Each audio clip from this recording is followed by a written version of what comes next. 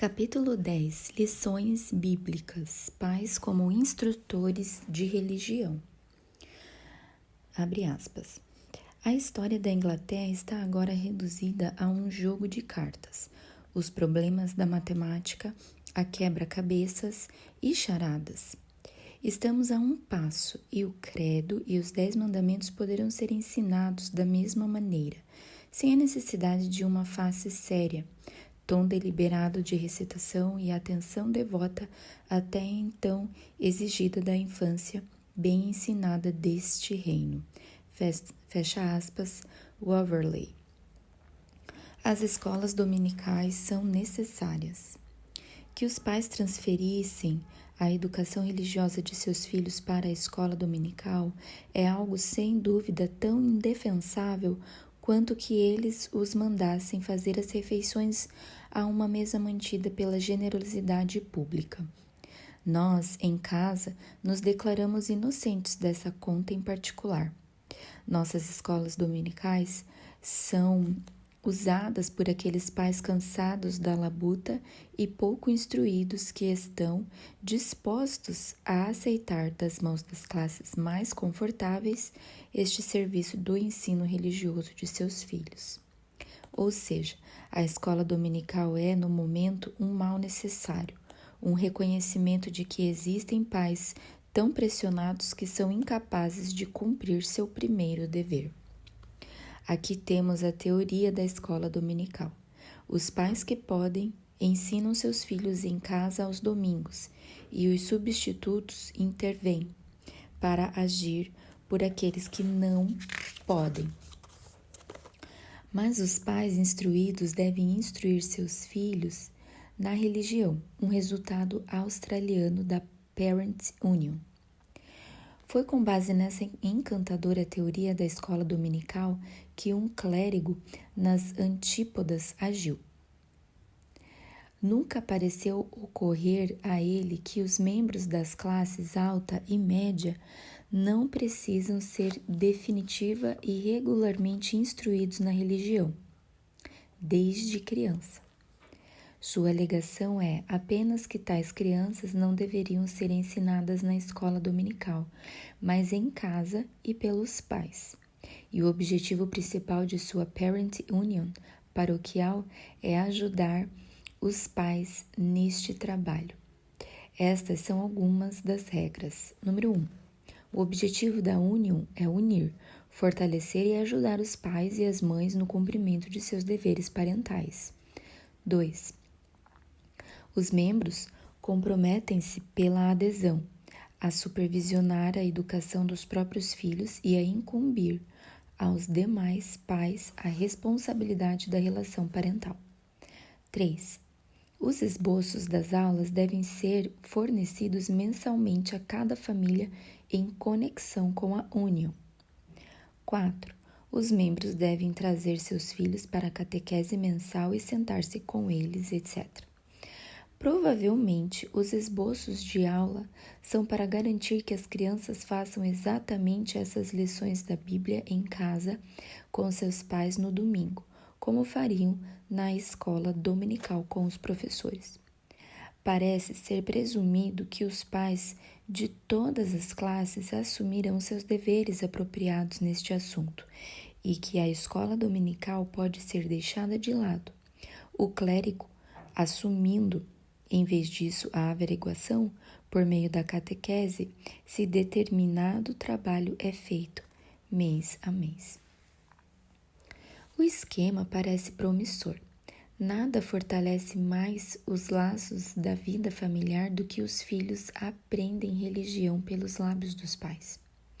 E crescerem em uma igreja que te dá atenção constante, desde o batismo ou a infância até, não diremos a confirmação, mas por toda a idade adulta, tanto de homens como mulheres, dando o tom certo à vida coletiva.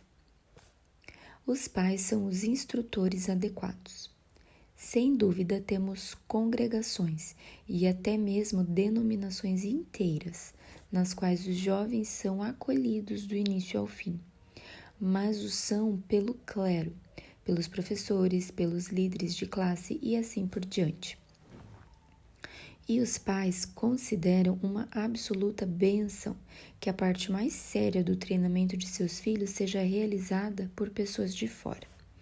O que parece mais digno de imitação neste movimento australiano é que os próprios pais são reconhecidos como os instrutores adequados para seus filhos nas melhores coisas e que são levados a reconhecer alguma responsabilidade para com a igreja no que diz respeito às instruções que dão. Relatório de um comitê sobre a educação religiosa das classes alta e média. Mas será que nós administramos essas coisas tão bem em casa que não temos a oportunidade de olhar ao nosso redor em busca de dicas? Pode estar na memória de alguns de nós que em maio de 1889, um comitê da Casa de Leigos para a província de Canterbury foi nomeado para examinar a educação religiosa das classes média e alta. O comitê considerou que eles poderiam obter uma boa base para suas investigações examinando o conteúdo religioso dos meninos que ingressam na escola. Eles enviaram um documento com perguntas a 62 diretores, a maioria dos quais enviou respostas. E a partir dessas respostas, o comitê foi levado a concluir que, na maior parte, o padrão de educação religiosa alcançado pelos meninos antes de irem para a escola está muito abaixo do que se poderia esperar, e que mesmo este padrão considerado muito baixo está se deteriorando, e além disso, que a principal causa da deterioração é considerada a falta de ensino domiciliar e de religião. Por que os pais negligenciam este dever? Esse é um assunto de grande consideração para todos nós, pois embora a investigação tenha sido conduzida por clérigos, ela naturalmente atingiu meninos de várias denominações que frequentavam escolas públicas de classe média. O caráter distintivo da educação religiosa foi objeto de investigação separada. Sem dúvida, existem muitas belas exceções. Famílias criadas em lares tranquilos na orientação e ademoestação do Senhor. Mas se é, como alguns de nós tememos, um fato que existe uma tendência entre os pais das classes média e alta de deixar a educação religiosa de seus filhos por si mesma, vale a pena perguntar qual é a razão e qual é a solução. Muitas razões são atribuídas para esta alegada falha no dever dos pais: reivindicações sociais, o temperamento inquieto dos jovens, sua impaciência com o ensino religioso e muito mais. Mas essas razões são inadequadas. Os pais estão, em geral, muito atentos às suas responsabilidades. Talvez nunca tenha havido uma geração mais zelosa e cuidadosa do que os jovens pais de hoje. Ao mesmo tempo, esses jovens pais atenciosos não se dispõem, acima de tudo, a ensinar religião aos seus filhos. Descrédito lançado sobre a Bíblia.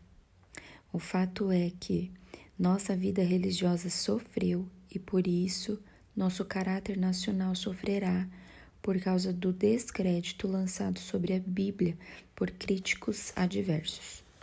Consideramos corretamente a Bíblia como a coleção completa de nossos livros sagrados. Não temos absolutamente nada a ensinar, exceto o que encontramos escrito nela. Mas não vamos mais à Bíblia com a velha confiança. Nossa religião está se desvanecendo em um sentimento difícil de transmitir. Esperamos até que os jovens o concebam para si próprios. Enquanto isso, damos a eles uma cultura estética que tende a desenvolver aquelas necessidades da alma, que encontram sua satisfação na adoração. Toda a superestrutura do pensamento religioso liberal é miseravelmente instável e não é de se admirar que haja algum recuo em expô-lo à lança de Ituriel, da mente jovem, definida e questionadora.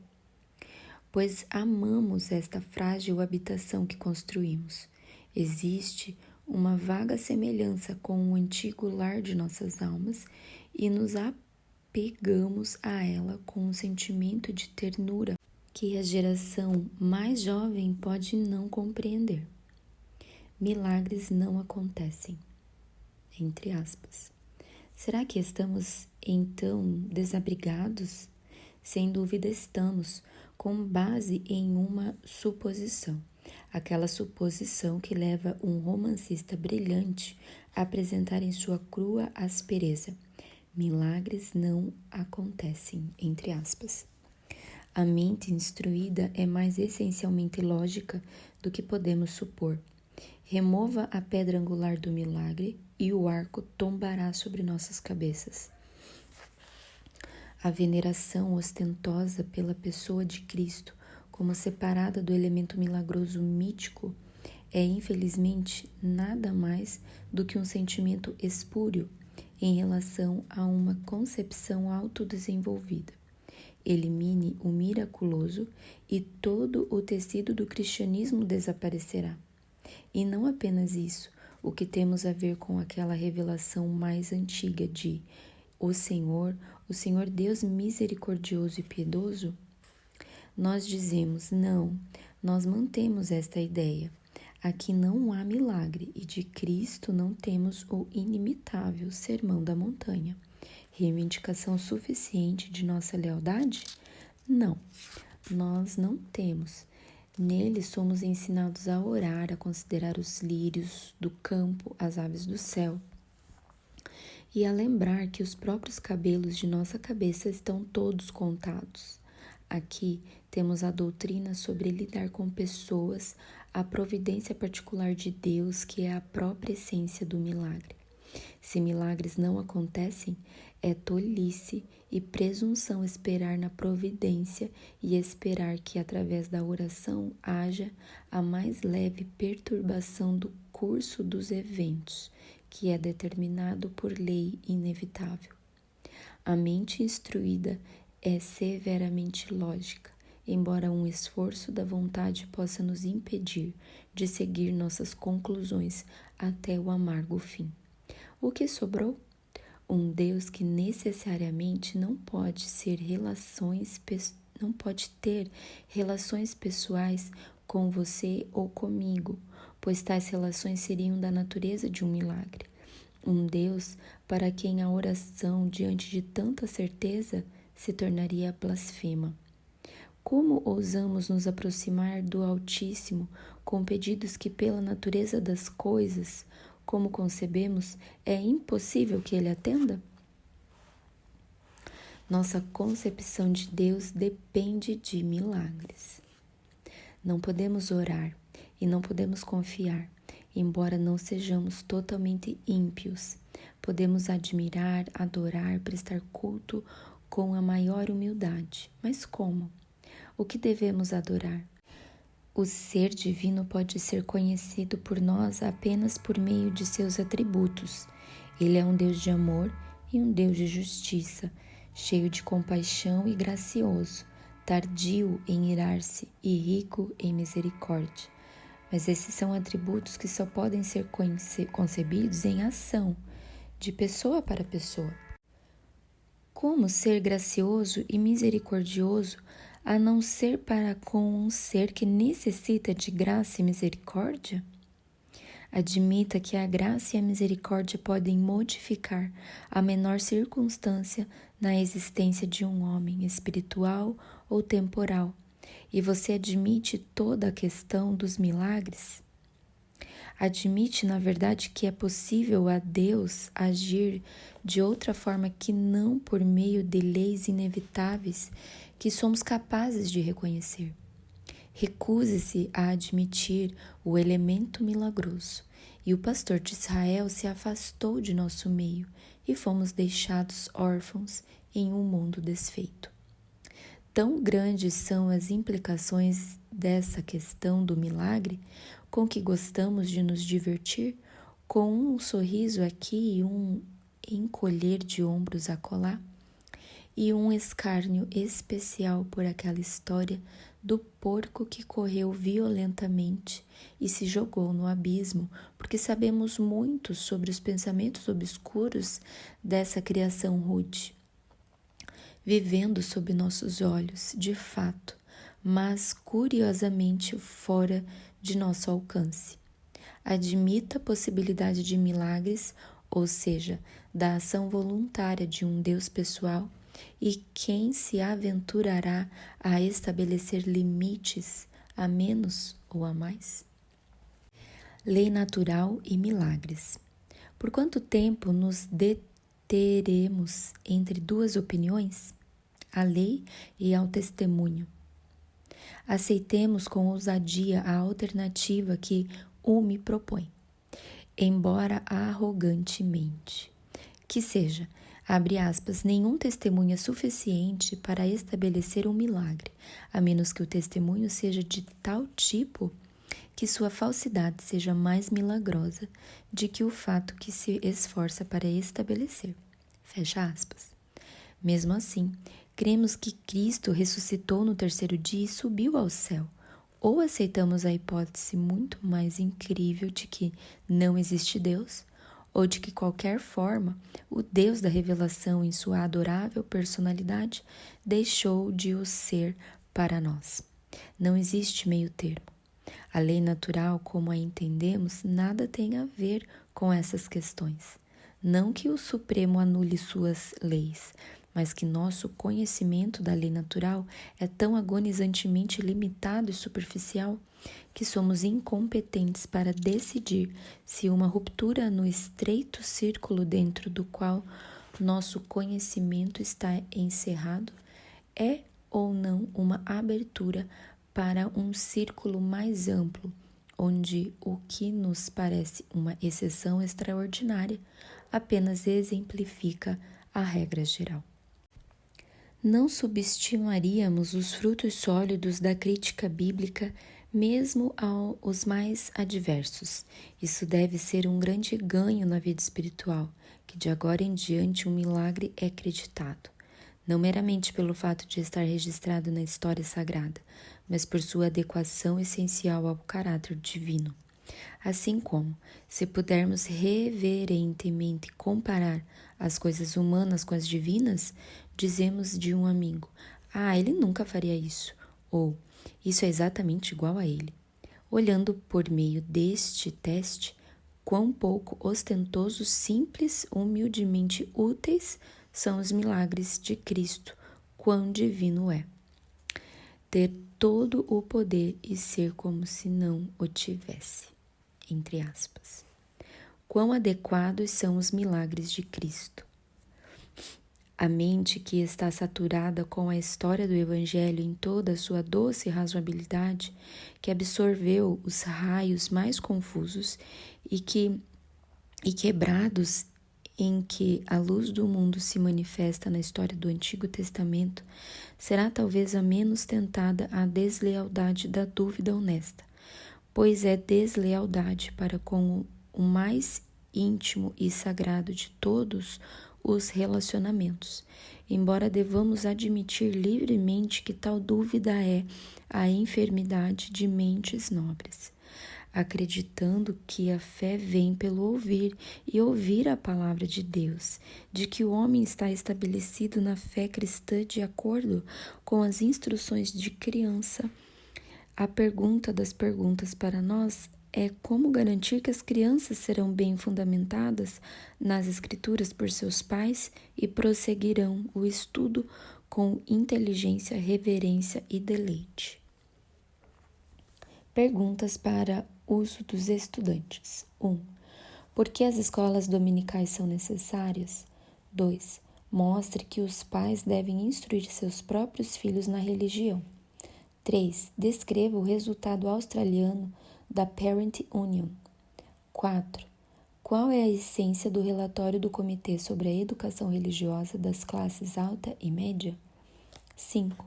Cite algumas das razões pelas quais os pais deixam de instruir os filhos na religião. 6. Discuta o descrédito lançado sobre a Bíblia. 7. Discuta milagres não acontecem. 8. Mostre que nossa concepção de Deus depende de milagres. 9. Discuta os milagres como contrários à lei natural. 10. Mostre como são interessantes os milagres de Cristo.